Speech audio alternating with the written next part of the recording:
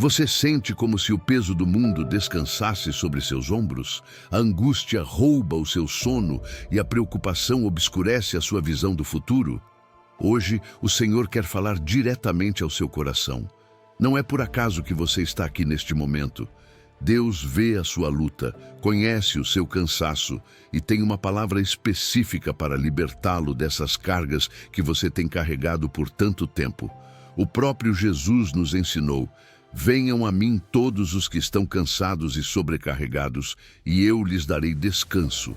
Mateus 11:28. Essa promessa não é apenas para o futuro, é para hoje, para agora, para este instante preciso em que você decide entregar as suas preocupações ao único que pode carregá-las por você. Antes de começar, quero que você declare nos comentários: solto a minha angústia e recebo a paz de Deus que excede todo entendimento. Que essa declaração seja o primeiro passo para uma vida onde o próprio Deus arranque os seus fardos e abra novos caminhos diante de você. Comecemos. Número 1. Respirar em sua presença. Feche os olhos por um instante e ouça a sua respiração. Esse ar que entra e sai do seu peito não é algo mecânico, é um lembrete silencioso de que Deus está com você agora mesmo. Desde o princípio, quando o Senhor formou o homem do pó da terra e soprou em seu nariz o fôlego de vida, foi esse sopro divino que transformou o ser humano em um ser vivente, como está escrito em Gênesis 2:7. E esse mesmo sopro continua sustentando você hoje, mesmo quando a ansiedade tenta roubar a sua calma. Cada inalação pode se tornar um ato de fé. Cada exalação, um ato de entrega. Não se trata de uma técnica vazia, mas de uma prática espiritual. Você respira na presença de Deus e a sua alma começa a encontrar descanso. Quando sentir que a angústia aperta o peito e o coração dispara, lembre-se de que você não está respirando sozinho. Jesus, depois de ressuscitar, aproximou-se dos discípulos temerosos e soprou sobre eles, dizendo: recebam o Espírito Santo, conforme João 20:22. Esse gesto revela um segredo profundo. O Espírito Santo respira com você. Ao inspirar, você pode imaginar que recebe o amor, a graça e a força dele. E ao expirar, você pode soltar o medo, a preocupação e tudo aquilo que o oprime. É uma troca sagrada. Ele o enche de vida e você entrega o que pesa. Talvez você esteja há dias sem dormir bem, com a mente girando sem parar. A ansiedade é real e você não precisa se sentir culpado por experimentá-la. É parte da nossa fragilidade humana. Mas em vez de deixar que essa ansiedade o consuma, faça da sua respiração um lugar de encontro com o Senhor. Diga em silêncio: Senhor, em ti confio ao inspirar, e solto minha carga em tuas mãos ao expirar. Você não precisa de muitas palavras, porque o seu corpo inteiro se torna uma oração viva. O salmista dizia: todo ser que respira louve ao Senhor. E você pode fazer isso com um simples respiro cheio de fé. Imagine por um momento que cada inspiração é como abrir uma janela da sua alma para a luz do céu. O ar entra, suave, fresco, trazendo a presença de Deus. O seu espírito se aquieta. Depois, ao expirar, é como deixar que uma nuvem escura de preocupação saia de você e se dissolva no nada.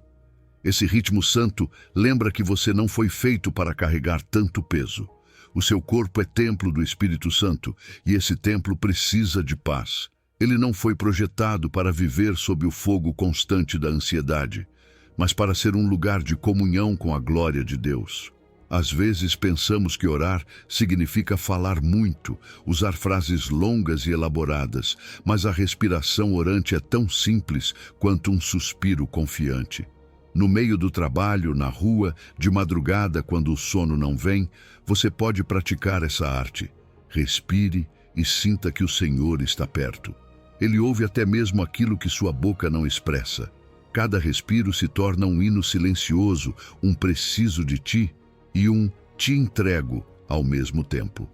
E nesse processo, o Espírito acalma as tempestades internas que você não consegue controlar. Pense em Jesus no meio do mar agitado.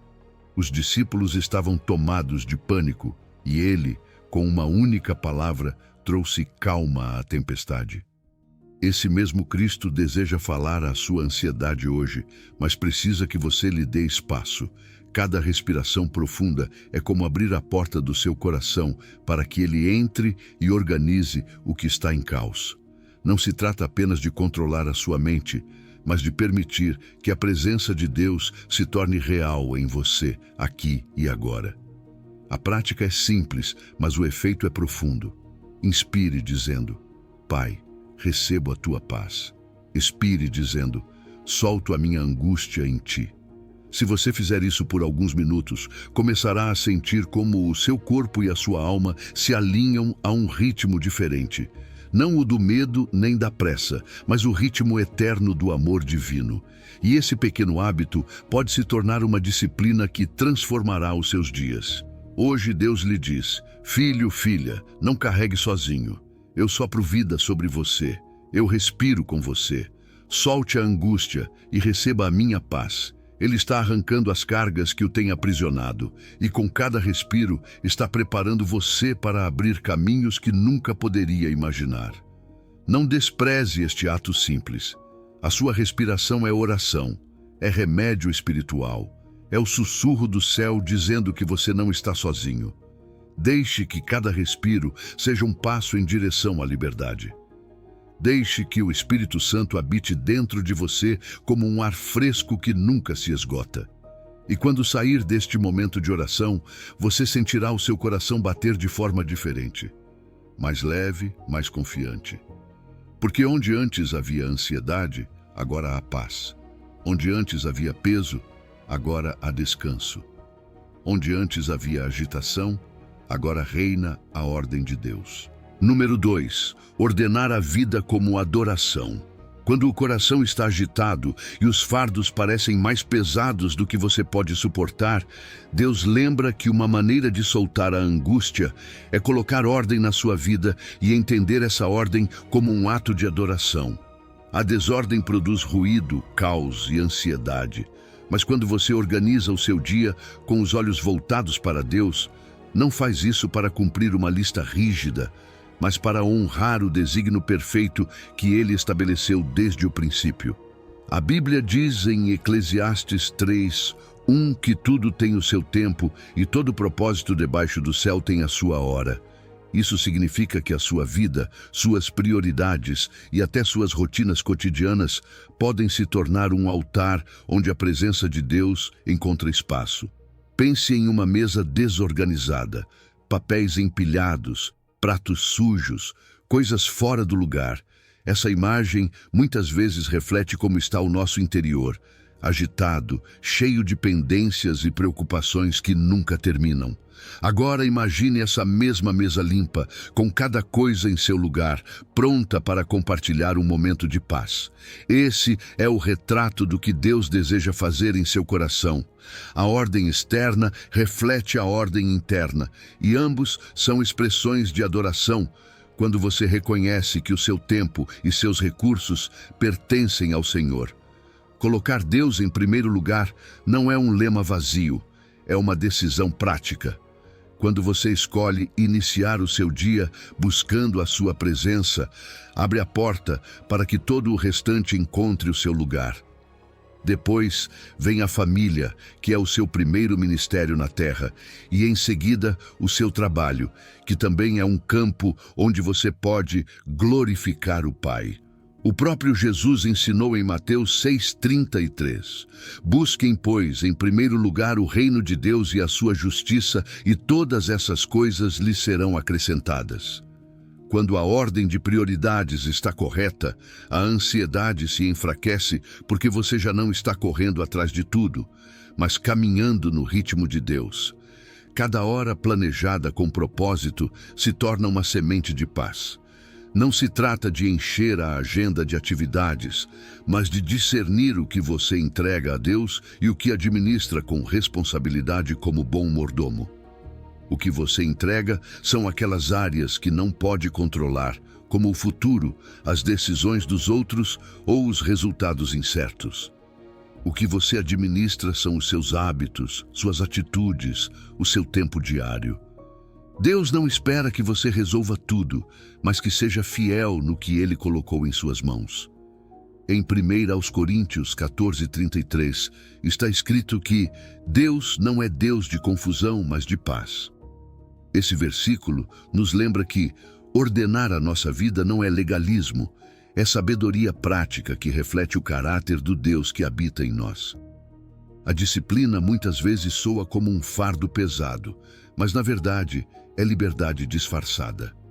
Quem se disciplina na oração, no descanso, no estudo da palavra e no trabalho diligente, experimenta a liberdade de não ser escravo do caos.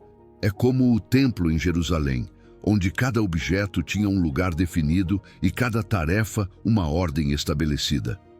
Essa organização não era por acaso, era reflexo da santidade e do caráter de Deus.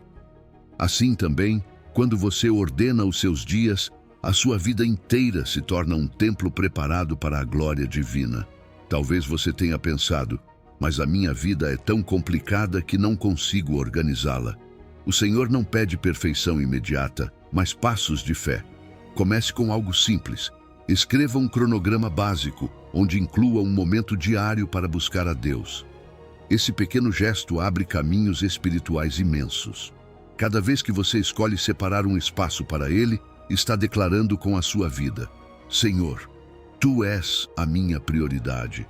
E o belo é que nessa ordem você encontra descanso. Já não corre atrás das coisas, porque sabe que cada coisa está no tempo de Deus.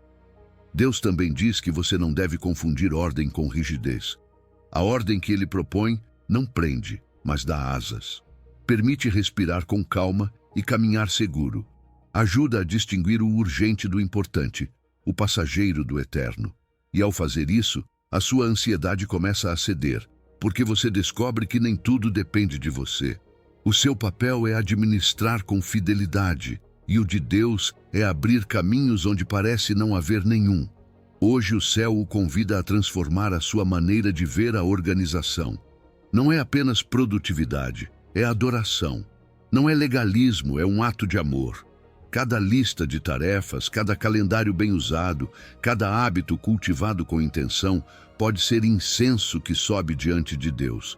E quando você ordena a sua vida em sua presença, experimenta a paz que tanto deseja. Deixe que o seu coração se torne esse templo ordenado, onde nada está fora de lugar, porque Deus ocupa o centro. Faça da ordem diária um cântico silencioso de obediência e confiança.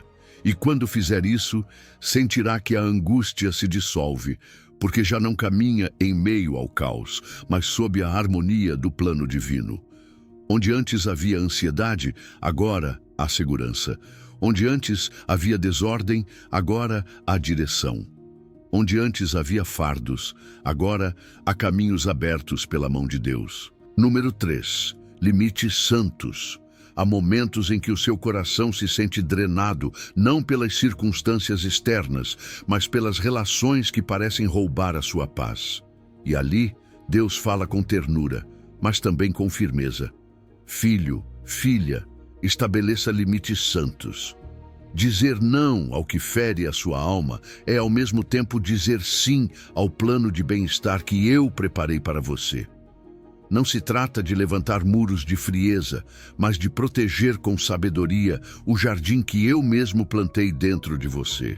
Os limites são como os muros de Jerusalém, que não estavam ali para trancar a cidade em solidão, mas para protegê-la dos ataques que poderiam destruí-la. Do mesmo modo, a sua vida precisa de portas com guardas, lugares onde se decide quem entra e o que deve permanecer fora.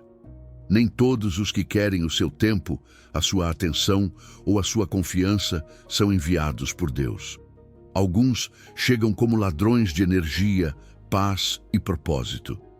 Por isso, reconhecer padrões relacionais destrutivos não é falta de fé, é obediência e discernimento espiritual. O próprio Jesus nos deu exemplo disso.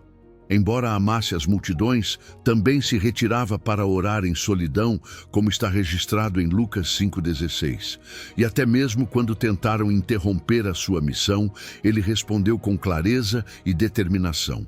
Em Neemias 6,3, o profeta diz: "Estou realizando uma grande obra e não posso descer." Esse é o espírito que Deus deseja despertar em você.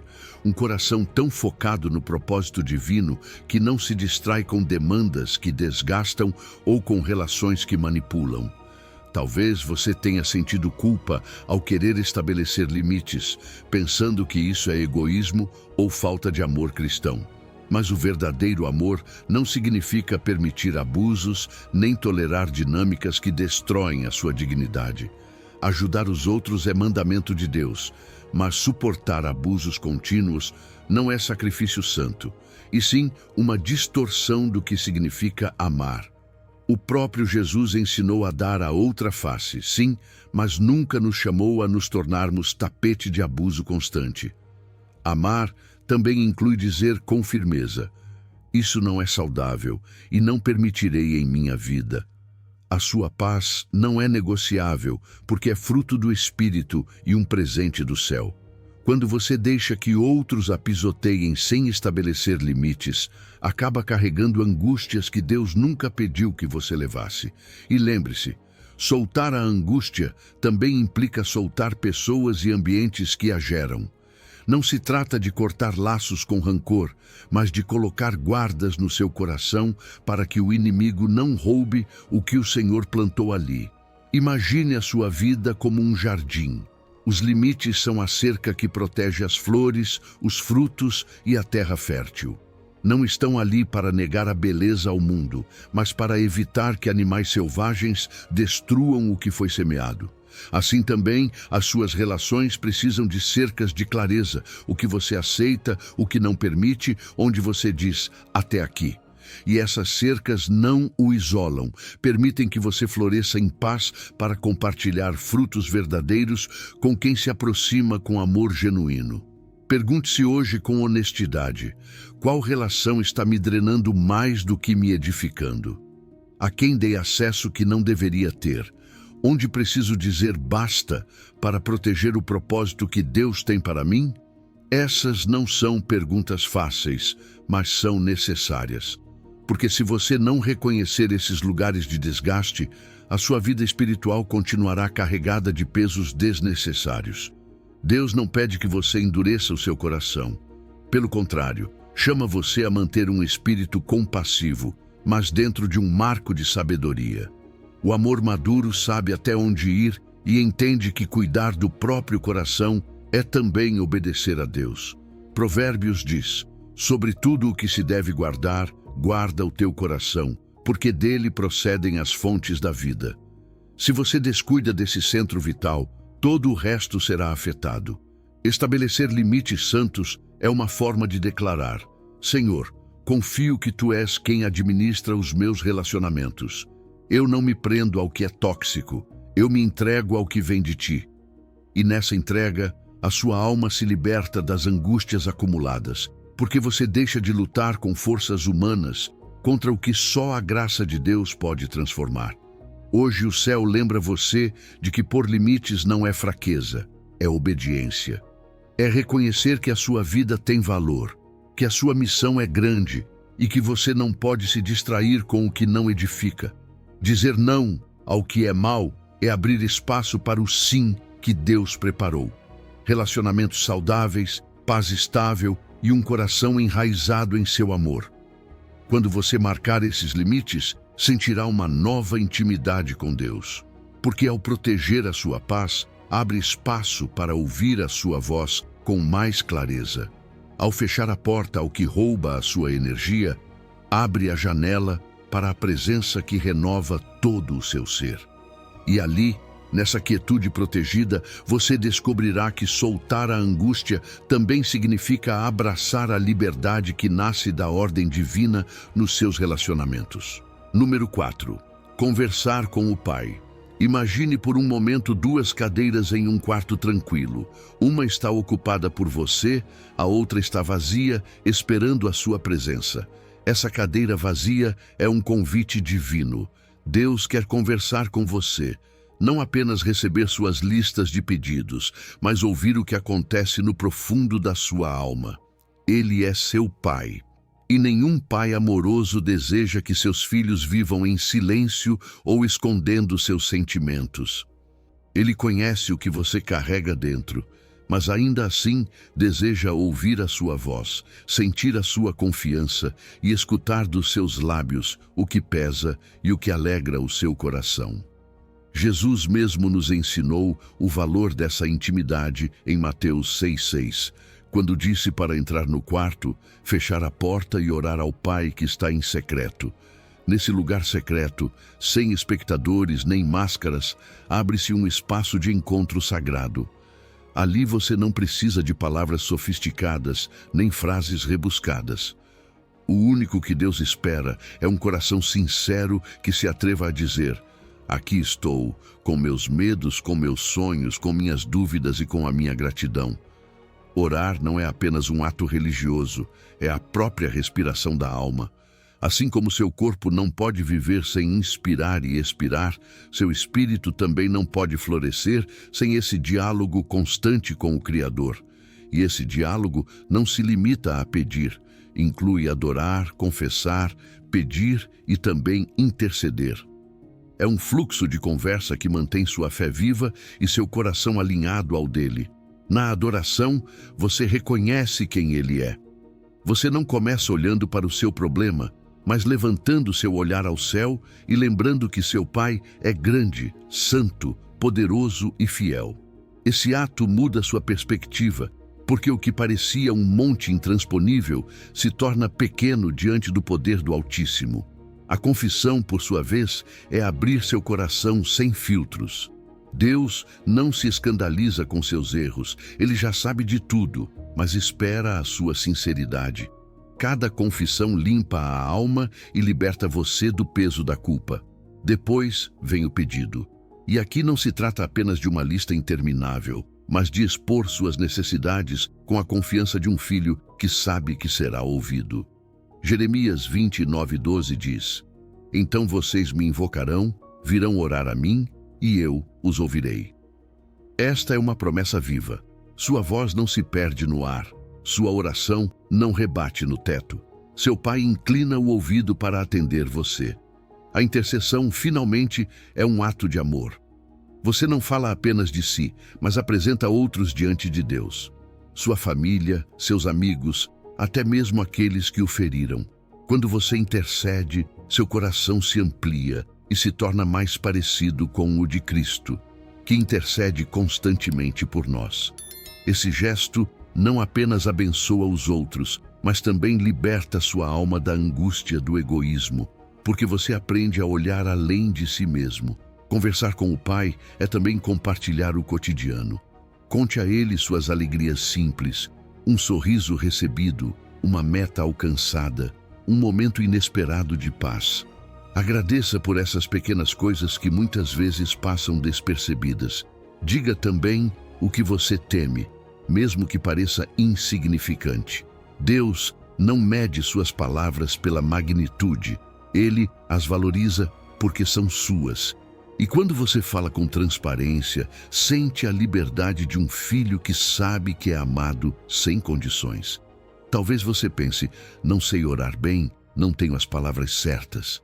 Mas Deus não busca eloquência, busca sinceridade. Um suspiro cheio de fé vale mais que um discurso vazio. Às vezes basta dizer: Pai, ajuda-me, e essa frase curta se transforma em um clamor poderoso que chega ao céu. O Jardim do Éden nos lembra desse desenho original. Deus caminhava com Adão e Eva na brisa do dia. Esse era o ideal: comunhão constante, amizade pura, diálogos sem barreiras. Jesus veio restaurar esse acesso para que cada um de nós voltasse a desfrutar dessa proximidade. Quando você conversa com seu Pai em secreto, está retomando esse passeio no jardim, onde não há pressa nem exigências, apenas presença compartilhada. Faça a experiência de reservar, nem que seja 10 minutos do seu dia, para falar com ele como faria com seu melhor amigo. Sente-se, imagine essa cadeira vazia e abra seu coração. Diga o que ninguém mais sabe, ria com ele, chore com ele, deixe que suas palavras fluam sem medo. Você verá que pouco a pouco sua ansiedade se enfraquece, porque quando compartilha suas cargas com Deus, Ele começa a arrancá-las pela raiz. Esse hábito simples transformará você.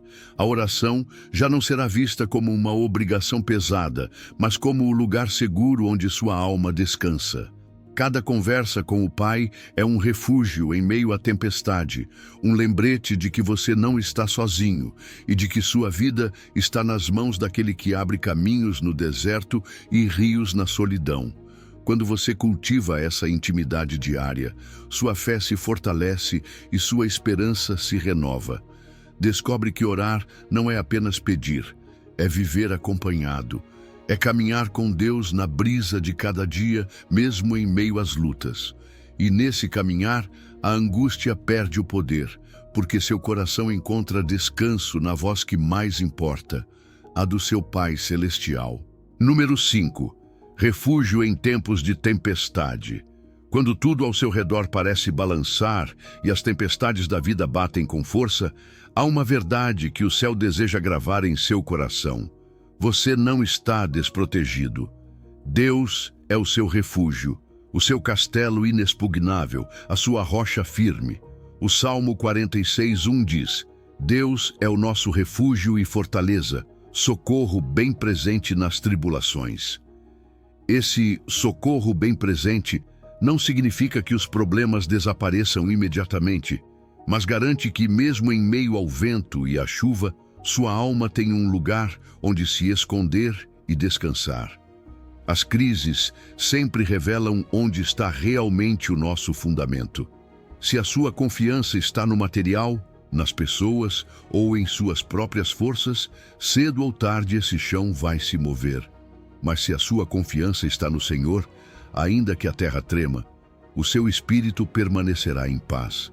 O salmista também declarou em Salmo 91:1: Aquele que habita no esconderijo do Altíssimo, à sombra do Onipotente descansará. Essa sombra é o lugar seguro onde nada nem ninguém pode destruir o que Deus determinou para você. Imagine um refúgio no alto de uma montanha, forte, sólido, impenetrável. Do lado de fora, a tempestade ruge, os raios caem, o vento sopra com fúria, mas dentro desse refúgio há calor, há abrigo, há segurança. Assim é a presença de Deus em meio às suas batalhas. Não significa que a tempestade não exista, significa que a tempestade não tem poder para destruí-lo porque sua vida está guardada no castelo do Altíssimo. É normal sentir medo. Temer faz parte da fragilidade humana. Até mesmo Jesus, no Getsêmani, expressou com lágrimas sua angústia e dor. A diferença está no que você faz com esse medo. O mundo diz para enfrentá-lo com suas próprias forças, mas o Espírito de Deus ensina a confiar em meio ao medo, porque isso é o verdadeiramente sobrenatural. Quando tudo o convida a entrar em pânico, sua fé o leva a declarar: Deus é o meu refúgio. E essa confissão, dita em voz alta, tem o poder de acalmar a sua alma e lembrá-lo de que você não está sozinho.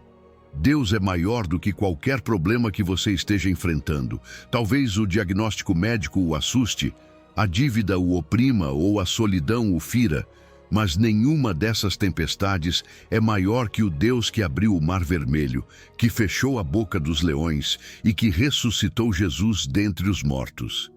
Ele não muda, e o que fez ontem continua sendo possível hoje. Suas batalhas não são obstáculo para ele. Ao contrário, são cenários onde a sua glória pode se manifestar com maior poder. O Salmo 91 também assegura que os seus anjos acampam ao redor dos que o temem. Essa imagem é poderosa. Você não está exposto a um exército celestial que vela por você.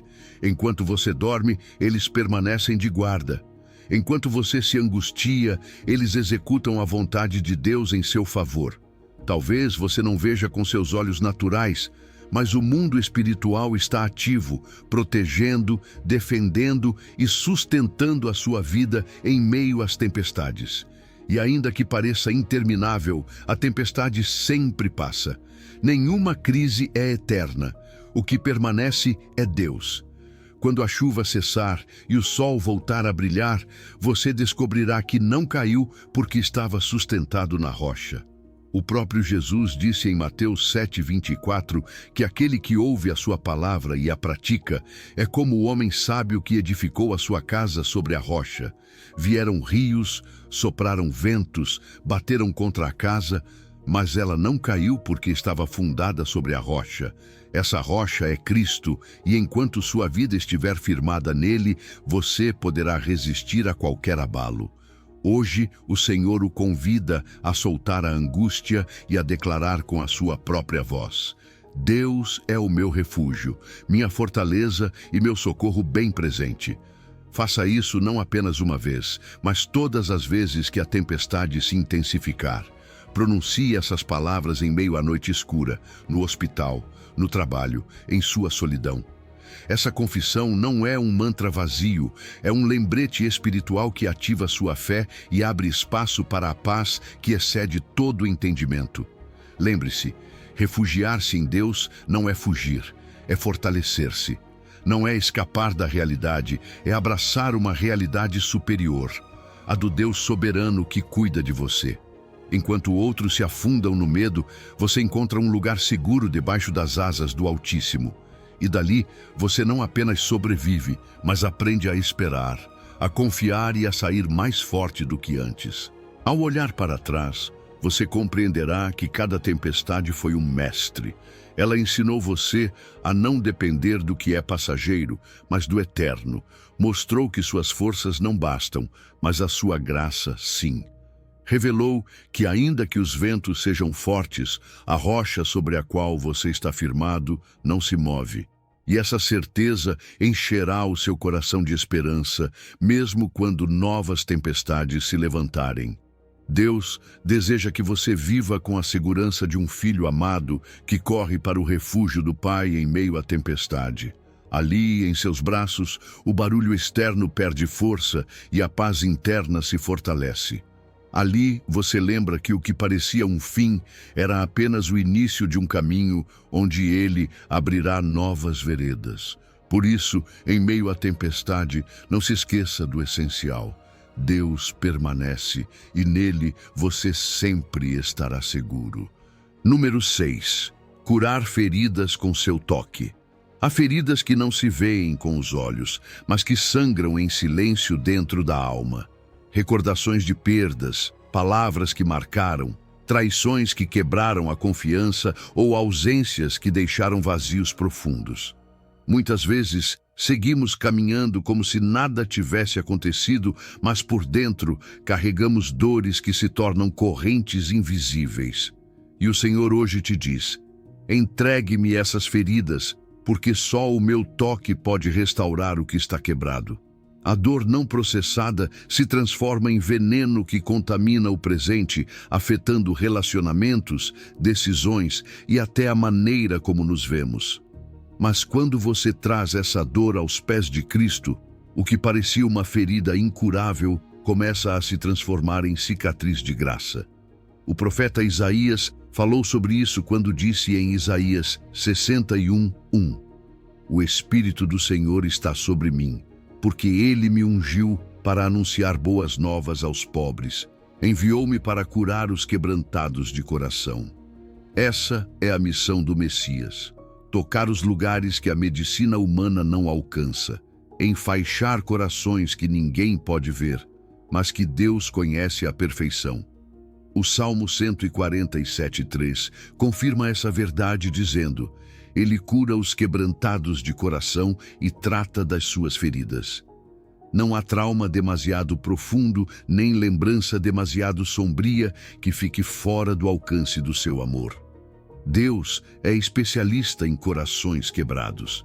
Ele não te rejeita por estar ferido, ao contrário, aproxima-se com ternura. Suas mãos são como as de um oleiro que pega um vaso quebrado, recolhe cada pedaço e, com paciência, começa a uni-los outra vez. E o que parecia um objeto descartado se transforma em uma peça restaurada, ainda mais valiosa porque carrega a marca do seu toque divino. O processo não é imediato. Curar leva tempo e Deus tem paciência infinita com você. Ele não se cansa de te acompanhar em cada lágrima, nem se incomoda com a lentidão do teu avanço. Talvez você carregue há anos um luto não resolvido, uma perda que não sabe como nomear. Ou talvez arraste culpas do passado que ferem como espinhos cada vez que tenta avançar.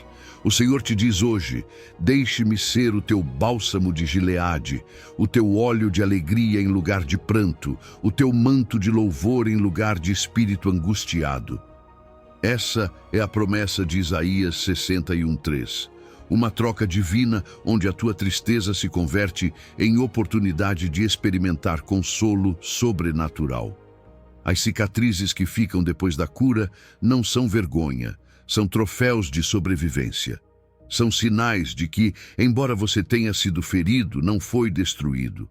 Cada cicatriz conta uma história. Aqui doeu, mas Deus me sustentou. Aqui eu caí, mas Deus me levantou. E essas marcas se tornam testemunho vivo que inspira outros que também estão lutando. Quando você compartilha como o Senhor tocou a sua dor e a transformou em esperança, dá permissão a outros para acreditar que o processo de cura deles também é possível. A sua cura pessoal não é apenas para você, é também semente para a cura de outros. Cada ferida entregue ao Pai se converte em porta de compaixão. O que você viveu com lágrimas, amanhã será um rio de consolo que fluirá para alguém que atravessa a mesma escuridão. O apóstolo Paulo dizia que Deus nos consola em todas as nossas tribulações para que possamos consolar a outros com o mesmo consolo que recebemos dele. Assim, a sua dor não é desperdício. Nas mãos de Deus, até mesmo as suas feridas se transformam em instrumentos de graça. Talvez você pense: não quero lembrar, dói demais. Mas esconder a ferida não a cura, apenas a mantém aberta em silêncio. O passo valente é nomear essa dor e entregá-la em oração. Você não precisa ter um discurso perfeito, basta dizer: Senhor, esta é a minha ferida, eu a coloco em tuas mãos. Essa entrega é o início de um processo em que, pouco a pouco, você sentirá o peso se aliviar. E ainda que as lágrimas continuem a brotar por um tempo, cada lágrima se torna semente de cura regada pelo amor eterno de Deus. Imagine suas mãos pousando suavemente sobre o seu coração como um médico celestial que aplica um unguento invisível mas poderoso. É o toque do Espírito que acalma a ansiedade, restaura a dignidade e devolve a esperança. E quando o seu toque chega, a dor que parecia inamovível começa a ceder. Não significa que você esqueça o que aconteceu. Significa que já não te define nem te controla. A ferida deixa de ser uma âncora para se tornar um testemunho de graça. Hoje o Senhor quer arrancar pela raiz essas cargas emocionais que você carrega escondidas. Quer abrir caminhos de liberdade onde antes havia estagnação por causa do passado. A tua parte é ter coragem de dar nome a essa ferida e entregá-la em oração. Faça isso em voz alta se puder, porque declarar com os teus lábios é um ato de fé que liberta. Lembre-se, curar com Deus não é esquecer, é redimir. Não é negar o que aconteceu, é permitir que o Espírito o transforme em algo que já não te aprisiona. E nesse processo, você descobrirá que a tua história, ainda que marcada pela dor, está sendo reescrita pelo Autor da vida. Onde antes havia angústia, agora haverá paz. Onde antes havia derrota, agora haverá propósito. Onde antes havia feridas abertas, agora haverá cicatrizes que brilham como testemunho da fidelidade de Deus. Número 7. Plantado, não enterrado. Quando a vida te coloca em lugares escuros, frios e silenciosos, a primeira coisa que você pensa é que foi enterrado. tudo parece um fim, uma sepultura onde as suas forças se apagam e a sua esperança desmorona. Mas Deus hoje te lembra, você não está enterrado, você está plantado. O que para você parece um encerramento, para o céu é um começo. Jesus disse claramente em João 12:24, em verdade vos digo que, se o grão de trigo não cair na terra e morrer, fica ele só. Mas se morrer, dá muito fruto. Essa terra escura que você tanto teme não é a sua tumba, é o lugar onde a semente da sua vida começa a germinar. As sementes não crescem em vitrines iluminadas, nem em superfícies limpas. Elas precisam da escuridão, da pressão e da umidade da terra para se romperem e dar início a uma nova vida. Assim também, as suas dificuldades não são prova de que Deus te esqueceu, mas parte do processo que te levará a florescer. O que hoje parece perda, amanhã será a raiz da sua vitória. A angústia que você enfrenta não é o sinal do seu fim, é o terreno fértil onde a sua fé cria raízes profundas. E nesse processo, às vezes, chega a poda. O próprio Jesus explicou em João 15:1, eu sou a videira verdadeira, e meu Pai é o lavrador. Todo ramo que, estando em mim, não dá fruto, ele corta, e todo o que dá fruto, ele poda, para que dê mais fruto ainda. A poda dói, porque significa que algo que você considerava parte de si é cortado. Pode ser um relacionamento, um hábito, uma porta que se fecha. Mas o propósito nunca é te destruir, e sim te preparar para uma colheita maior. A disciplina de Deus não é castigo, é cuidado amoroso que garante que a sua vida produza fruto abundante. Pense em uma árvore que, ao ser podada, parece mais frágil. De fora, pode parecer um retrocesso, mas na verdade esse corte é o que a faz crescer com mais força. Assim é com você. O que Deus está tirando agora é justamente o que poderia impedir o seu florescimento futuro. Ele sabe exatamente onde cortar e quando fazê-lo, porque te vê com uma visão eterna. As raízes profundas são outro aspecto essencial. Sem raízes, qualquer vento derruba a planta. As suas tempestades presentes estão te empurrando a se aprofundar mais na palavra, na oração, na intimidade com Deus. Cada lágrima que você derrama é água que fortalece as suas raízes. Cada vez que escolhe confiar em meio à incerteza, a sua raiz se estende mais em direção à rocha eterna. E quando chegar o vento forte, ele não te derrubará, porque o seu sustento não está no superficial, mas no profundo. Um dia, o que agora parece invisível se tornará visível. Assim como o crescimento acelerado nos mostra como de uma pequena semente surge uma grande árvore, a sua vida também florescerá e dará frutos que você nem sequer imagina. Esse florescimento não será apenas para você, será bênção para muitos. As suas lutas atuais se transformarão em sombra para os cansados, em fruto para os famintos, em testemunho para os incrédulos. O seu florescimento será resposta às orações de outros que precisam ver que Deus ainda está agindo. É natural que hoje você se sinta sobrecarregado, como se a escuridão fosse sinal de abandono. Mas a perspectiva divina enxerga diferente. Deus não te vê como alguém derrotado, mas como uma semente em processo. Onde você vê terra, ele vê colheita. Onde você vê fim, ele vê começo. Onde você vê poda, ele vê multiplicação.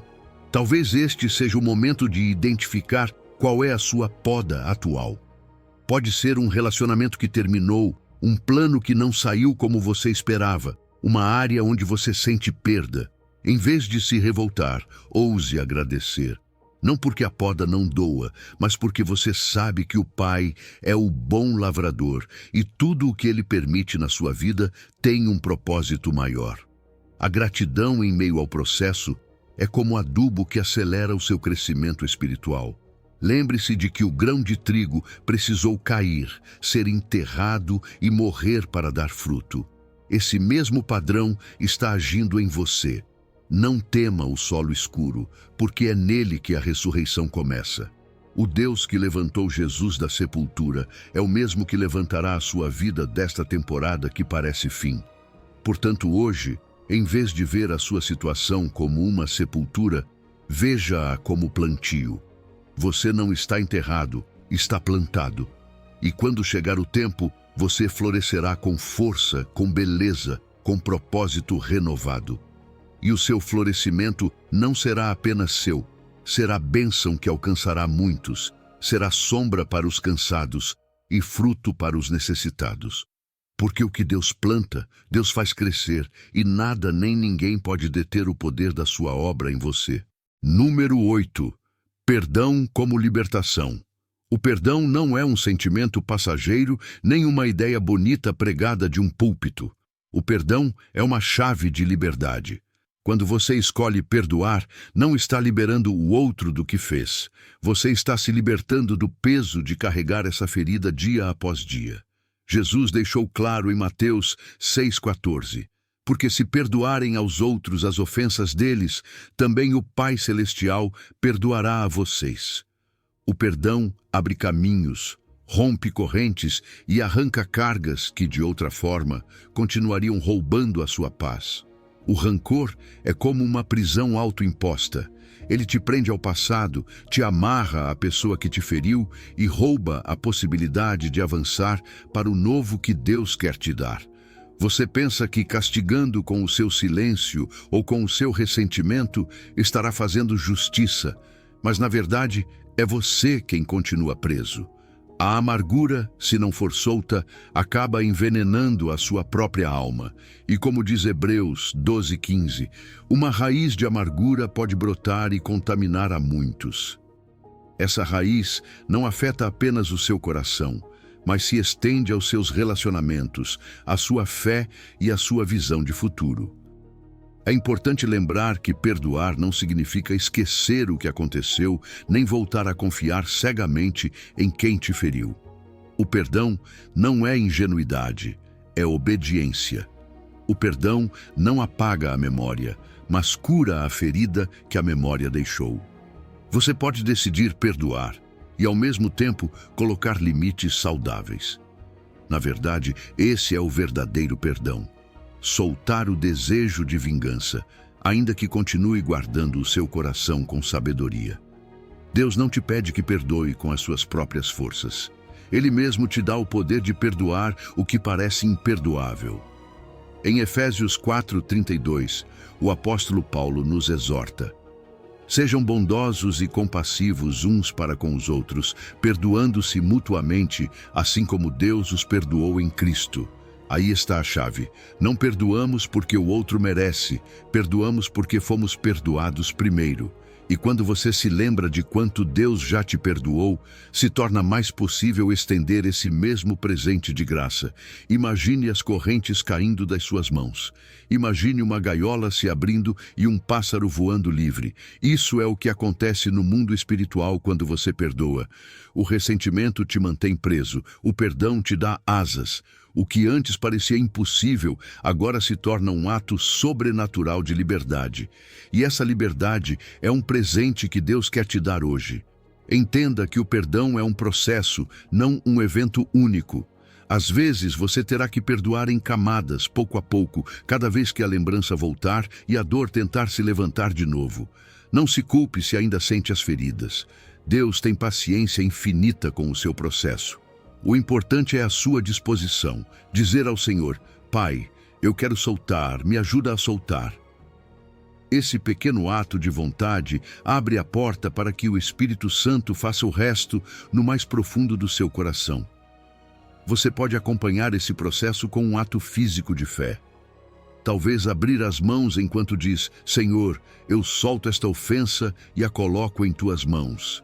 Esse gesto simples conecta o espiritual ao corporal e te lembra que realmente está deixando ir o que carregava.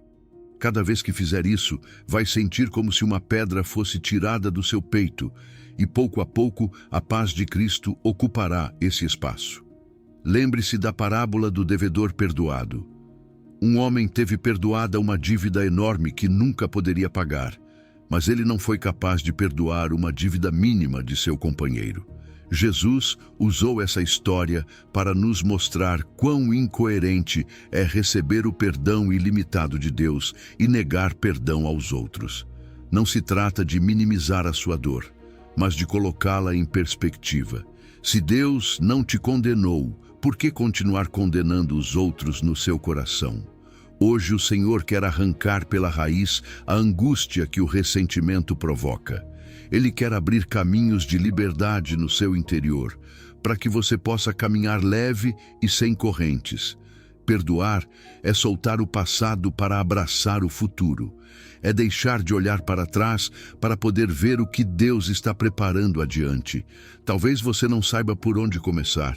Comece nomeando essa pessoa em oração e dizendo: Senhor, eu decido perdoar. Talvez eu não sinta vontade, mas escolho te obedecer e soltar. Faça isso com fé, mesmo que as emoções não acompanhem. O tempo e o Espírito farão o resto. E um dia, quando olhar para trás, vai perceber que já não dói como antes, porque Deus transformou a ferida em cicatriz e a cicatriz em testemunho. Hoje, o céu te convida a soltar o rancor, porque o que parecia um castigo para os outros era, na verdade, uma prisão para você. Perdoe, e você descobrirá que as correntes caem. Perdoe, e o seu coração descansará. Perdoe, e verá como Deus abre caminhos que antes pareciam totalmente fechados. Porque não perdão, você não encontra apenas obediência, você encontra a paz que tanto desejava. Número 9. Esperar sem angústia. Esperar nunca foi fácil. O coração humano se inquieta, a mente calcula tempos e a alma se desgasta pensando em tudo o que ainda não chegou. Mas Deus te diz hoje: espera em mim, sem angústia. Você não está perdendo tempo, está sendo preparado. O profeta Abacuque recebeu esta promessa em Abacuque 2:3. Ainda que a visão demore, espera por ela, porque certamente virá, não tardará. Aos nossos olhos parece demora, mas na agenda de Deus tudo chega na hora certa. Quando você espera com suas próprias forças, a angústia se torna companheira constante. Mas quando você espera em Deus, a espera se transforma em descanso confiante. Isaías 40:31 declara com poder: mas os que esperam no Senhor renovarão as suas forças, subirão com asas como águias, correrão e não se cansarão, caminharão e não se fatigarão. Esperar não é estar passivo nem resignado, é confiar que mesmo sem ver o movimento, o céu já está agindo a seu favor. Pense no agricultor que semeia a semente. Ele não passa cada dia remexendo a terra para ver se já brotou. Ele descansa porque sabe que há um processo oculto que não depende de suas mãos, mas de leis estabelecidas pelo próprio Deus. Assim também, sua vida espiritual tem estações. Há momentos de semear, de regar, de esperar e depois de colher. Tentar colher antes do tempo só produz frustração. A ansiedade não acelera as respostas divinas. Ao contrário, desgasta sua alma sem acrescentar um segundo ao relógio de Deus. A espera forma caráter. É nesse tempo que você aprende a soltar o controle, a fortalecer a fé, a cultivar a paciência. Como em uma gestação, a vida é gerada no secreto antes de se manifestar à vista de todos. O bebê não chega em 3 meses porque o processo precisa dos 9. Assim também, a bênção que Deus tem para você está sendo formada e chegará no momento exato, nem antes nem depois. Durante a espera, o Senhor te convida a viver no ritmo da sua graça. Isso significa estabelecer rituais de descanso que nutram a fé, ler a palavra a cada manhã, orar sem pressa, adorar mesmo quando não há vontade e se cercar de pessoas que lembrem que a fidelidade de Deus não muda. O ritmo da graça é diferente do mundo. O mundo corre, se apressa, se compara. A graça caminha em paz, confia no processo e descansa no Pai. É natural que você se impaciente. Somos humanos e a incerteza pesa, mas o ato de confiar no tempo dele é sobrenatural. A fé é exatamente isso: aprender a se firmar na promessa quando ainda não vê a resposta. Não ignore sua frustração, leve-a em oração. Diga ao Senhor: Pai, me custa esperar, mas escolho confiar em Ti.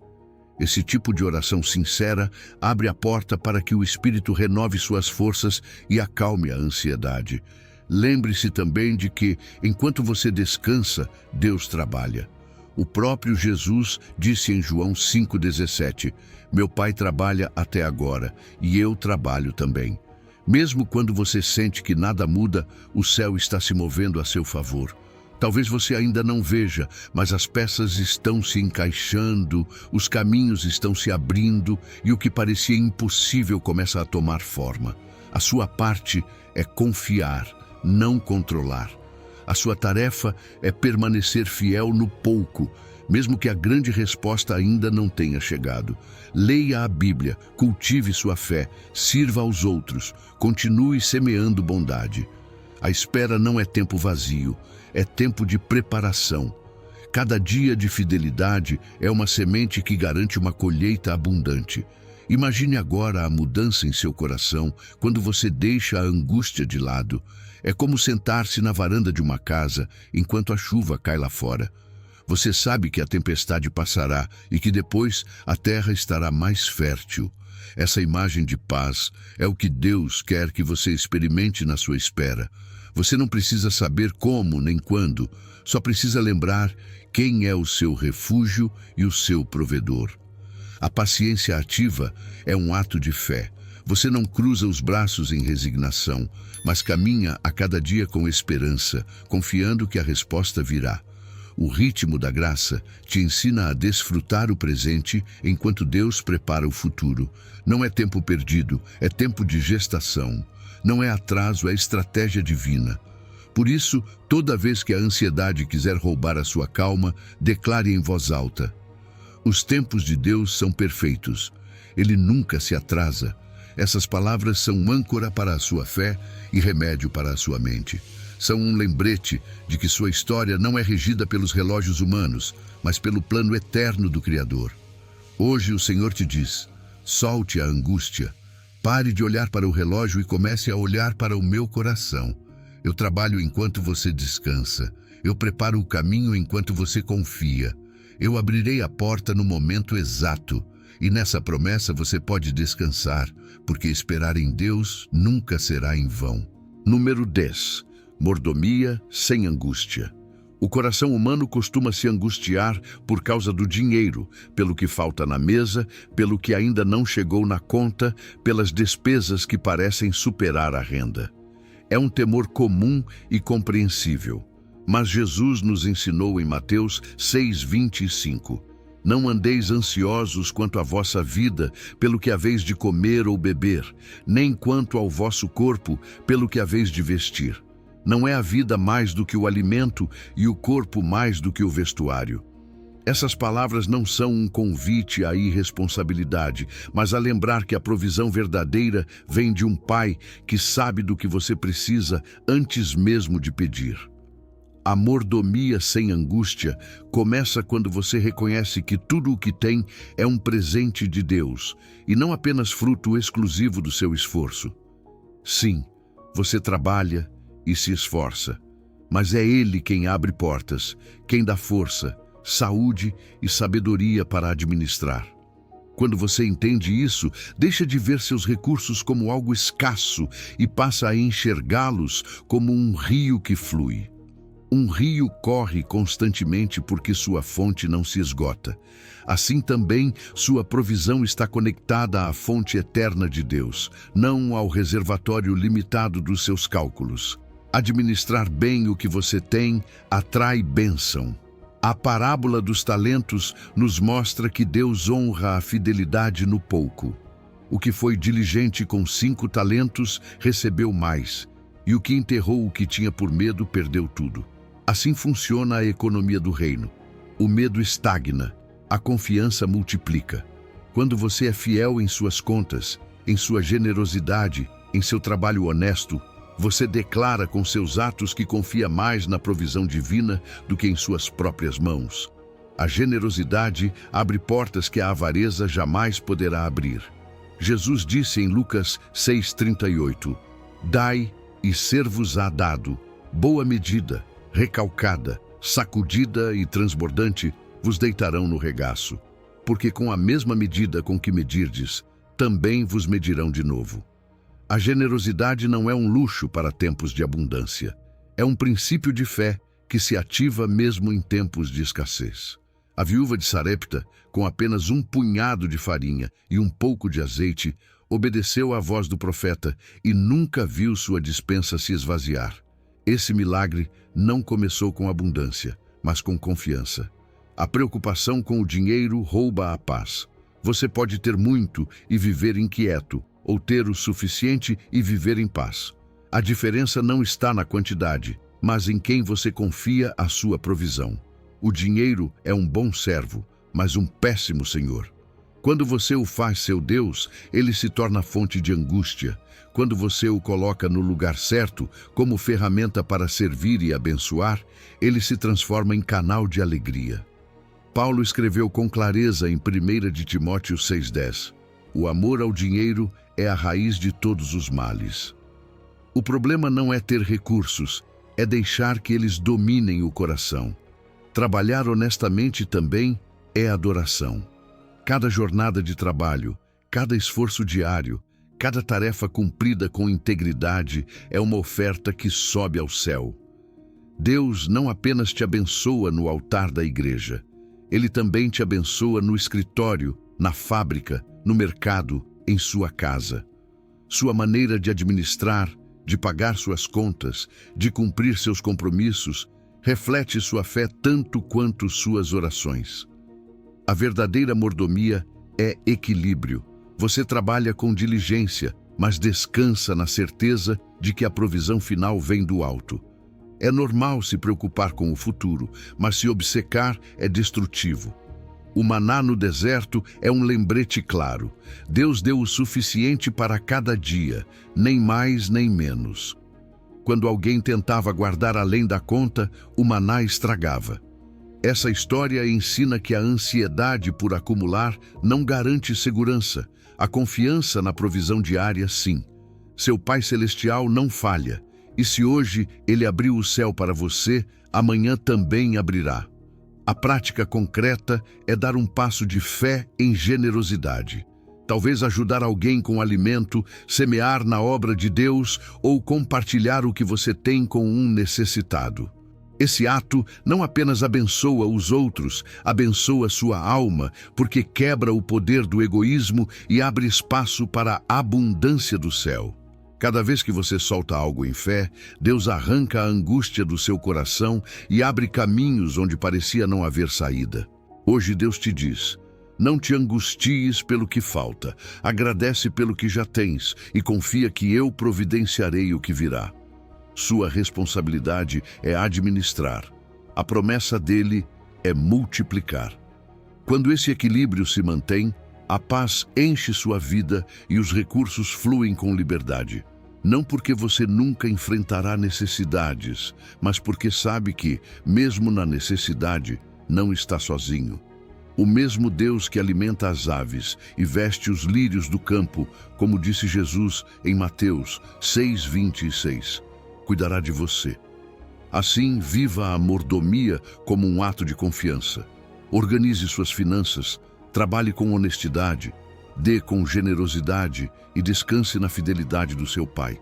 E você verá que, ao soltar a angústia, Ele arrancará do seu coração o medo e abrirá caminhos de provisão abundante, paz duradoura e bênção sem fim. Número 11. Caminhar em verdade. Caminhar em verdade não é uma opção secundária para o crente, é o próprio fundamento sobre o qual se sustenta toda bênção. Deus não constrói sobre terreno instável. Se você deseja que sua vida prospere e permaneça firme mesmo em meio às tempestades, precisa alicerçá-la na verdade. Jesus ensinou em Mateus 7,24: Aquele que ouve estas minhas palavras e as pratica será como o homem prudente que edificou sua casa sobre a rocha. Caiu a chuva, vieram rios, sopraram ventos e bateram contra aquela casa. Mas ela não caiu, porque estava fundada sobre a rocha. Essa rocha é a verdade de Deus, e quem decide viver nela nunca será abalado até cair. As mentiras, por outro lado, são como construir sobre areia. Talvez por um tempo tudo pareça estável, mas ao primeiro vento a estrutura desmorona. A mentira cria prisões complicadas. É preciso inventar mais mentiras para sustentar a primeira, e você acaba preso em uma rede que você mesmo teceu. A verdade pode doer no início porque expõe o que estava oculto, mas sempre traz liberdade no final. Jesus disse em João 8,32, conhecereis a verdade e a verdade vos libertará. Essa liberdade é um refúgio para a alma cansada, porque viver em verdade significa não carregar mais o peso da falsidade. O apóstolo Paulo fala da armadura de Deus em Efésios 6,14, e a primeira coisa que ele menciona é cingir-se com o cinturão da verdade. Não é por acaso que a verdade seja a peça inicial, porque todo o restante da armadura depende dela. Se você não caminha em verdade, sua defesa espiritual está quebrada. A honestidade não é apenas um valor moral, é proteção contra o inimigo. O diabo é chamado de pai da mentira, e cada vez que você escolhe mentir, abre a porta para seus enganos. Mas quando escolhe a verdade, mesmo que custe, você se reveste de uma cobertura que o desarma e o deixa sem poder sobre sua vida. Caminhar em verdade também significa entender que o caráter vale mais do que o dinheiro. O mundo pode admirar quem acumula riquezas sem se importar com o meio, mas Deus abençoa aquele que mantém um coração íntegro, ainda que perca ganhos temporários. As oportunidades que se obtêm com trapaça desmoronam, mas as que vêm da verdade permanecem. O livro de Provérbios diz que melhor é o pouco com justiça do que muitos lucros sem direito. Quando seu caráter é sólido, Deus confia mais em você, porque sabe que não negociará a verdade em troca de benefícios momentâneos. Deus abençoa fundamentos sólidos. Talvez você não veja resultados imediatos quando escolhe a verdade. Talvez até perca algo que esperava. Mas o que se constrói sobre integridade sempre dura mais do que o que se edifica com engano. A verdade é como ouro refinado, passa pelo fogo, brilha mais e nunca perde seu valor. E Deus honra os que decidem viver sem duplicidade, porque seu reino não se sustenta em aparências, mas em realidades eternas. Seja honesto consigo mesmo. Caminhar em verdade em um mundo desonesto exige coragem divina. Não é fácil ser íntegro quando você vê outros avançando com trapaças, quando sente a pressão de ceder, quando o caminho reto parece mais lento. Mas a palavra promete que os íntegros herdarão o bem e que os justos permanecerão firmes para sempre. Deus vê o que você faz em secreto e o que você faz em fidelidade, Ele recompensará em público.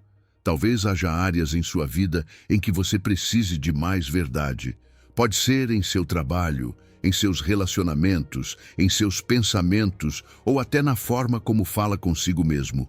O primeiro passo é reconhecer isso e apresentá-lo diante de Deus em oração.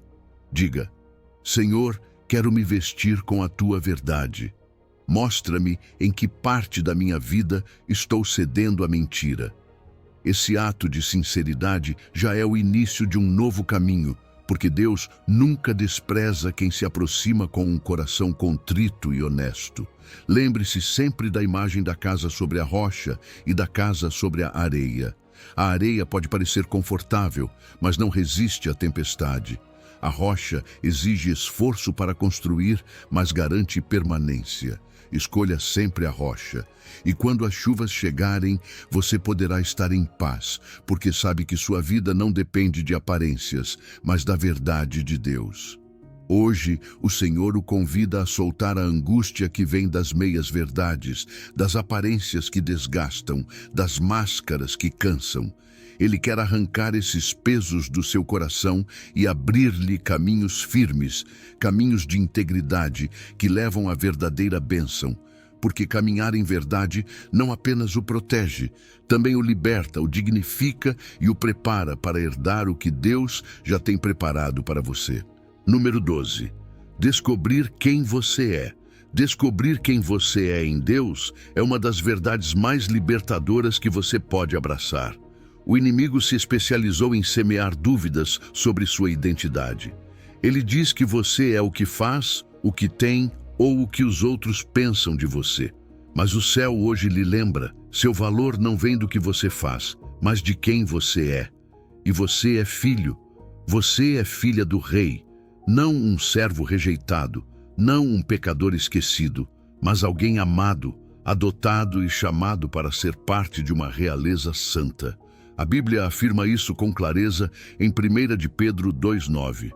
Vocês são geração eleita, sacerdócio real, nação santa, povo adquirido por Deus, para que anunciem as virtudes daquele que os chamou das trevas para a sua maravilhosa luz.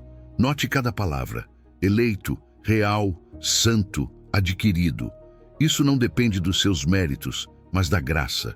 Significa que antes de você ser formado no ventre de sua mãe, Deus já havia escolhido você, e nada do que aconteça em sua vida pode alterar essa escolha. Muitos vivem angustiados porque sentem que sua identidade se define por seus erros. Pensam: falhei, portanto sou um fracasso. Fui rejeitado, então não valho nada. Errei, então já não sirvo para Deus. Mas ouça o que a palavra diz em Gálatas 4:6-7. E porque vocês são filhos, Deus enviou aos seus corações o Espírito de seu Filho, que clama: Abba, Pai. Assim, você já não é escravo, mas filho, e se é filho, também é herdeiro de Deus por meio de Cristo. Seus erros não anulam sua filiação divina. Você continua sendo filho, continua sendo filha. O amor de Deus não se quebra com suas falhas. As opiniões humanas também não definem quem você é. Num dia podem aplaudir você e no outro desprezar. Mas a voz que realmente importa é a do seu Pai Celestial, e essa voz nunca muda. Ele o chama de amado, perdoado, aceito, tesouro especial.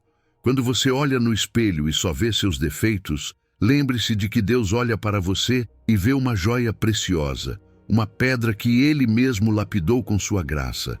É comum sentir-se indigno. O próprio Pedro, quando Jesus o chamou, disse: Afasta-te de mim, Senhor, porque sou homem pecador. Mas Cristo não o afastou, o levantou. Essa é a diferença entre a voz da culpa e a voz de Deus. A culpa aponta para afundar você, mas a graça mostra seus erros para transformá-lo. Deus não o define por suas quedas, mas pela obra redentora de Jesus na cruz. Sua identidade em Cristo é eterna, não temporária. Não depende do seu estado de ânimo, de suas conquistas profissionais, nem de seus relacionamentos humanos. Ainda que o mundo mude, ainda que seu entorno varie, ainda que suas circunstâncias pareçam instáveis, sua identidade como filho amado permanece firme. Isso significa segurança, e essa segurança é a que arranca a angústia pela raiz. Porque quando você sabe quem é e de quem é, nada externo pode abalar o seu centro. Imagine um espelho espiritual que, em vez de mostrar seus traços físicos, reflita o coração de Deus por você. Você não veria erros, mas propósito. Não veria rejeição, mas escolha. Não veria ruína, mas herança. Esse espelho é a palavra. Cada vez que você lê as Escrituras, você se vê como Deus o vê, e essa imagem é a que você precisa gravar em sua alma. Você é parte de uma realeza santa. Isso não significa orgulho, significa dignidade. Como filho do Rei, você não precisa mendigar aprovação nem viver em ansiedade pelo que os outros pensam. Seu Pai já validou você. Como povo adquirido por Deus, sua vida tem propósito: anunciar sua luz em meio à escuridão. E como herdeiro de Cristo, você tem direito às promessas que Ele comprou para você na cruz. Pratique algo simples, mas poderoso. Fique diante de um espelho e declare em voz alta sua identidade divina. Diga: sou filho de Deus, sou amado, Sou escolhido, sou herdeiro. Meu passado não define meu valor. Meu Pai Celestial, sim. Pode parecer estranho no início, mas essas declarações semeiam a verdade em seu coração e silenciam as mentiras do inimigo. Deus quer que você deixe de viver com uma identidade frágil que depende das circunstâncias. Ele quer dar a você uma identidade firme que descansa em sua palavra. Hoje ele diz: solte a angústia de tentar provar seu valor. Eu já validei você, eu já amei você primeiro, eu já chamei você de meu. Essa verdade é a que abre caminhos de paz, segurança e propósito. Quando você caminha seguro em sua identidade, até as dificuldades se transformam em oportunidades para adorar. Você já não diz, por que isso acontece comigo? Mas, sei quem sou em Cristo e sei que isso não mudará meu valor. E essa segurança se torna adoração mesmo em meio às provas, porque sua fé já não se baseia no que você sente, mas no que Deus diz sobre você. Número 13. Adorar na dificuldade. Adorar na dificuldade é um ato que o céu valoriza como uma oferta preciosa. Não é o mesmo cantar quando tudo vai bem do que levantar as mãos quando o coração está quebrado. Esse louvor tem um poder diferente, porque é fé pura. Você decide honrar a Deus não pelo que vê, mas por quem Ele é. Em 2 de Crônicas 20 e 21, se conta como Josafá, enfrentando um exército poderoso, enviou cantores à frente dos soldados. Eles cantavam: deem graças ao Senhor, porque a sua misericórdia dura para sempre. E enquanto louvavam, o Senhor pôs emboscadas contra os inimigos e os derrotou. A adoração não foi o resultado da vitória, foi a chave que abriu a vitória. Adorar em meio à dor parece impossível, porque as lágrimas sufocam as palavras e o desânimo apaga a voz. Mas justamente nesse lugar é que o louvor se torna uma arma espiritual. O livro de Atos nos mostra um exemplo poderoso. Paulo e Silas na prisão, acorrentados, espancados e feridos, à meia-noite começaram a orar e cantar hinos a Deus. Atos 16. 25 ao 26 relata que, de repente, um grande terremoto sacudiu os alicerces da prisão. As portas se abriram e as correntes de todos se soltaram. A adoração mudou a atmosfera. Não apenas para eles, mas para todos que estavam ao redor. O louvor confunde os inimigos espirituais. O diabo espera que na dificuldade você se afunde em queixas, desesperança e silêncio. Quando, em vez disso, você levanta uma canção ao Criador, desarma sua estratégia.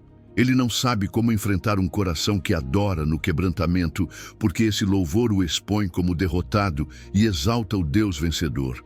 É como um coro celestial que se une ao seu, multiplicando a força das suas palavras, até que todo o inferno se abale. Deus habita nos louvores do seu povo, diz o Salmo 22:3.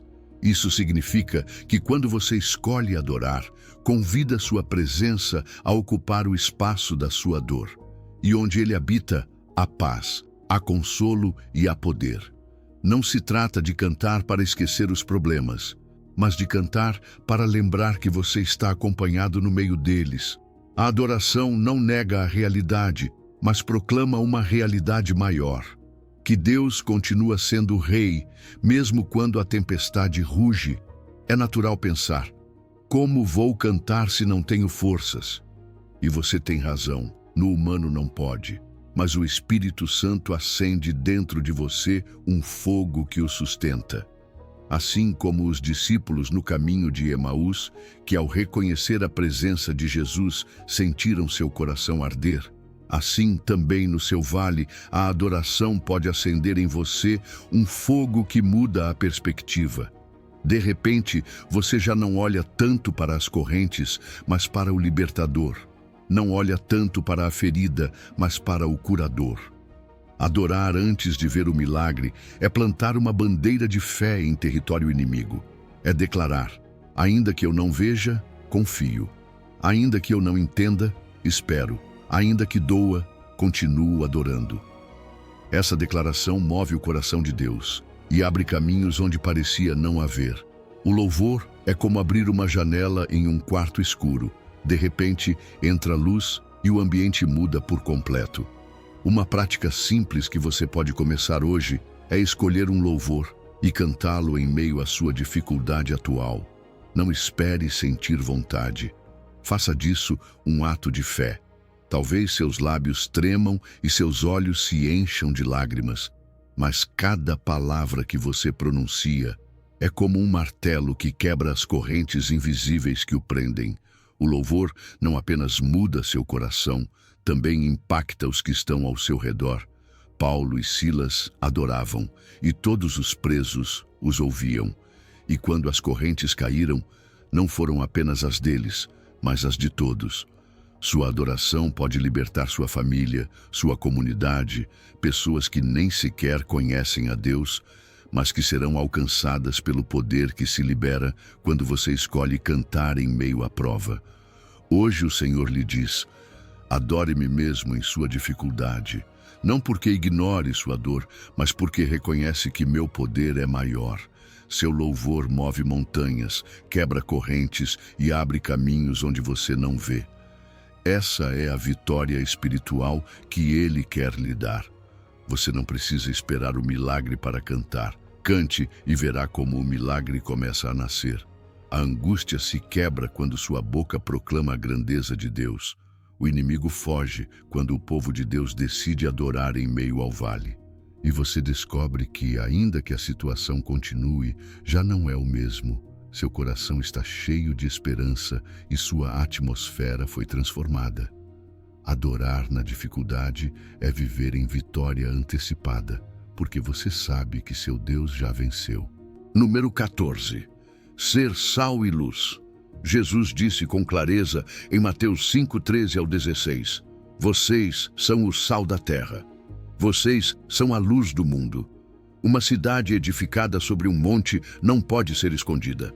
Assim, brilhe a luz de vocês diante dos homens, para que vejam as suas boas obras e glorifiquem ao Pai de vocês que está nos céus. Não se trata de uma opção secundária, nem de um privilégio reservado para alguns. É a sua identidade em Cristo.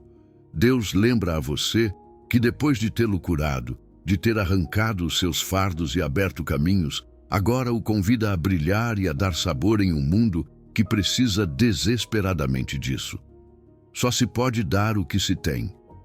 Você não pode oferecer paz se vive escravo da angústia. Não pode oferecer esperança se seu coração está vazio dela. Por isso, antes de enviá-lo, Deus restaura você, enche você e capacita você.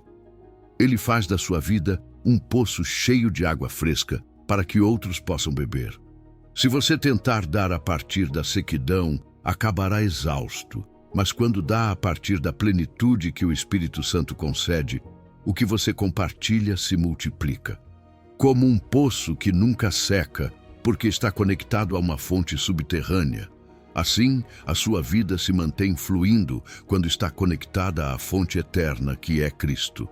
Seu testemunho é remédio para outros. Você não precisa ter um sermão preparado, nem uma teologia perfeita para abençoar. Basta compartilhar o que Deus fez com você. Paulo lembra disso em 2 de Coríntios 1:3 ao 4. Bendito seja o Deus e Pai de nosso Senhor Jesus Cristo, Pai de misericórdias e Deus de toda consolação, que nos consola em todas as nossas tribulações, para que também possamos consolar os que estiverem em qualquer tribulação, com a consolação com que nós mesmos somos consolados por Deus. Cada lágrima que Ele enxugou na sua vida capacita você a enxugar lágrimas em outros. Cada porta que Ele abriu no seu deserto agora se transforma em testemunho que abre esperança em corações fechados. Deus abençoa você para que abençoe. Não é um fim em si mesmo, é um meio para que a glória dele se estenda. Quando você recebe paz, sua missão é semear paz em outros. Quando recebe provisão, sua missão é compartilhar com os que não têm. Quando recebe consolo, sua missão é acompanhar o que sofre. Essa dinâmica rompe o ciclo do egoísmo e transforma sua vida em um canal constante de graça. A bênção retida se estagna como um lago fechado. A bênção compartilhada flui como um rio que refresca tudo ao seu redor. Você é um oásis em meio ao deserto para os sedentos. Há pessoas ao seu redor que não dizem, mas têm sede de amor, de escuta, de compreensão, de uma palavra de ânimo. Você pode ser esse copo de água fria no calor escaldante das lutas delas. Você não precisa de grandes recursos, basta uma palavra sincera, uma oração por alguém, um gesto de bondade que faça essa pessoa sentir que Deus não a esqueceu. Isso é ser sal e luz, transformar o cotidiano em oportunidade de mostrar o amor do Pai. A verdade é que você não precisa ser perfeito para abençoar. Muitas vezes acreditamos que só os que têm tudo resolvido podem ajudar, mas não é assim. Deus usa pessoas reais, em processo, com feridas já curadas e outras em processo de cura para tocar vidas. A única coisa que Ele pede é a autenticidade. Sua imperfeição não desqualifica você. Ao contrário, torna seu testemunho mais crível, porque outros podem ver que se Deus está transformando você, também pode transformá-los. O sal dá sabor e preserva. Quando você está em um ambiente de trabalho, na sua família ou entre seus amigos, sua presença deve fazer diferença. Não pelo que você diz, mas pelo que transmite. A luz ilumina sem fazer barulho. Você não precisa forçar nada, apenas deixar que Cristo em você se reflita em suas atitudes, em suas decisões, em sua maneira de amar. A verdadeira missão não começa com um microfone, começa com um coração disponível. Por isso, hoje Deus diz a você: solte a angústia que o prende em si mesmo. Eu arranquei os seus fardos, agora deixe que minha luz em você ilumine outros. Eu abri caminhos para você, agora caminhe diante de outros como guia, como testemunho de que minha graça é real. Essa é a sua identidade missionária. Não é um título, é um chamado. Não é um peso, é um privilégio. Faça um ato concreto hoje. Pense em alguém próximo que precise de uma palavra, de um gesto ou de uma ajuda prática e decida ser sal e luz para essa pessoa. Talvez seja um familiar passando por uma crise, um amigo que sente solidão ou até mesmo um desconhecido a quem você pode abençoar com um detalhe simples. Essa ação, por pequena que pareça, se torna uma faísca que acende esperança. Sua cura completa se ativa quando você deixa de olhar apenas para si mesmo e começa a abençoar a partir da sua plenitude. Você não foi restaurado para ficar sentado, foi restaurado para brilhar. E cada vez que faz isso, o Pai é glorificado, a angústia é quebrada em outros e o reino se expande. Você é sal, você é luz, e o mundo precisa que você creia nisso e viva isso. Número 15. O Pacto de Paz. Hoje, chegamos ao ponto em que tudo o que você ouviu se transforma em um pacto, um acordo sagrado entre o seu coração e o coração de Deus. Não é por acaso que esta palavra chegou à sua vida neste momento exato. O próprio Deus preparou isso para você, porque conhece a sua angústia e quer arrancá-la pela raiz, selando com você um pacto de paz que será o seu fundamento daqui em diante. Este encontro não é um acidente, é um pacto divino que marca o início de uma vida em que você já não carrega sozinho, mas caminha sob a cobertura da fidelidade dele. O profeta Jeremias anunciou em Jeremias 31:33: porei a minha lei na mente deles e a escreverei em seu coração. Eu serei o seu Deus e eles serão o meu povo. Esse é o pacto eterno de amor e de paz que Deus faz com aqueles que decidem dizer sim à sua voz. Cada vez que você responde com fé, ativa promessas que já estavam preparadas para você. Não é que Deus as crie naquele instante, elas já estavam prontas, esperando que o seu coração se abrisse. Por isso, o seu sim hoje não é uma palavra qualquer. É a chave que abre os depósitos do céu para a sua vida. Cada dia é uma renovação desse pacto. Não é um contrato frio que você assina uma única vez e esquece. É um compromisso vivo que você respira ao despertar. Quando você escolhe confiar em meio à prova, está renovando o pacto. Quando decide obedecer mesmo sem entender tudo, está renovando o pacto. Quando solta a angústia para descansar em seus braços, está renovando o pacto. E essa renovação diária é o que o mantém em paz, ainda que o mundo ao seu redor pareça balançar. Pense nas metáforas que a Bíblia nos dá. Abraão recebeu um pacto de promessas que o tornou pai de multidões. Cristo nos deu um novo pacto selado com seu sangue, que garante perdão e acesso direto ao Pai. E o Espírito Santo é como um anel de casamento que confirma nossa união eterna com Ele. Tão profundo é este momento. Hoje, Deus quer selar o seu coração com o seu selo real, como um pergaminho assinado nas alturas que declara: você é meu e eu sou seu. As bênçãos já estão prontas, esperando por você. Elas não se ativam pela angústia nem pelo desespero, mas por caminhar em confiança. Assim como um contrato legal garante direitos, este pacto espiritual garante que tudo o que você precisa para viver em paz e plenitude está assegurado em Cristo. Hebreus 8:10 confirma: este é o pacto que farei com a casa de Israel depois daqueles dias, diz o Senhor. Porei as minhas leis em sua mente e as escreverei em seu coração. Eu serei o seu Deus e eles serão o meu povo. Este não é um pacto temporário, é eterno, e Deus nunca esquece o que promete. A mensagem chegou no seu momento perfeito. Talvez você estivesse à beira de desistir, talvez sentisse que seus fardos eram pesados demais, mas hoje Deus veio lembrar: solte a angústia, porque eu já arranquei os seus fardos. Confie, porque eu abrirei caminhos que você nem imagina. E esta palavra não é teoria, é um pacto que envolve você, uma verdade que se escreve em seu coração para que se lembre sempre que a ansiedade tentar voltar. O que Deus pede de você hoje é simples, uma declaração de aceitação. Com seus lábios e com seu coração diga: Senhor, aceito o teu pacto de paz, renuncio à angústia e escolho confiar em ti. Declaro que tu és o meu Deus e eu sou teu filho, tua filha. Caminharei na tua vontade, sabendo que tuas promessas são fiéis. Esse ato verbal tem poder, porque a fé se confessa com a boca e se sela no coração.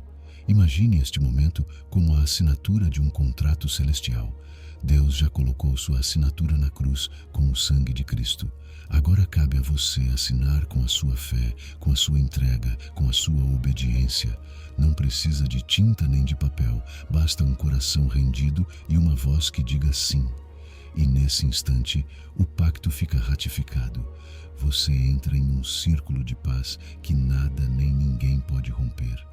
Os pactos com Deus são eternos. Os homens esquecem, os contratos humanos se rompem, as promessas terrenas falham. Mas o pacto de Deus permanece para sempre. Ele não esquece o que promete e a sua fidelidade é inquebrantável. Ainda que você falhe, Ele não falha. Ainda que você duvide, Ele permanece fiel. Ainda que você tropece, o pacto dele continua sustentando você, porque não depende da sua perfeição, mas do seu amor imutável. Hoje, enquanto você ouve esta palavra, quero convidá-lo a fazer esse ato esperado. Declare com seus lábios que aceita este pacto de paz. Faça isso com solenidade, mas também com alegria, porque não há maior privilégio do que ser parte de um acordo eterno com o Criador do Universo. E toda vez que a angústia tentar voltar, lembre-se deste momento e diga: já não caminho em angústia, caminho em pacto. Já não vivo sob fardos, vivo sob promessas. Deus diz a você hoje: este pacto que fazemos juntos é a sua garantia de paz. Eu o escrevo em seu coração e o selo com meu amor eterno. Confie, porque o que eu prometo, eu cumpro. Caminhe nessa segurança, compartilhe essa esperança com outros e lembre-se de que amanhã haverá uma nova palavra, uma nova renovação desse compromisso. Porque o pacto de paz não termina aqui, ele se renova a cada dia até a eternidade. Chegamos ao fim deste encontro, mas para você começa uma nova etapa.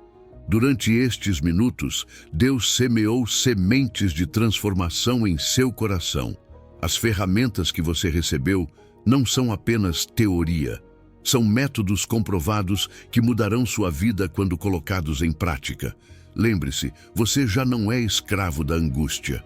Você é filho amado do Altíssimo, herdeiro de suas promessas e portador de sua paz. Cada técnica de respiração consciente, cada momento de entrega, cada ato de perdão e adoração aproxima você ainda mais da liberdade completa que Jesus já pagou por você. Sua missão agora é dupla: viver nesta nova liberdade e ser um canal de bênção para outros que ainda vivem presos pela ansiedade. Como diz a Escritura, consolai, consolai o meu povo, Isaías 40. Seu testemunho será medicina para corações quebrantados. O pacto está selado. Deus ouviu sua declaração de fé e ativou suas promessas sobre sua vida. Cada manhã será uma oportunidade de renovar este compromisso. Cada noite será testemunho de sua fidelidade. Se esta mensagem tocou seu coração, compartilhe com alguém que precise ouvir estas palavras e volte amanhã, porque Deus tem mais revelações esperando por você.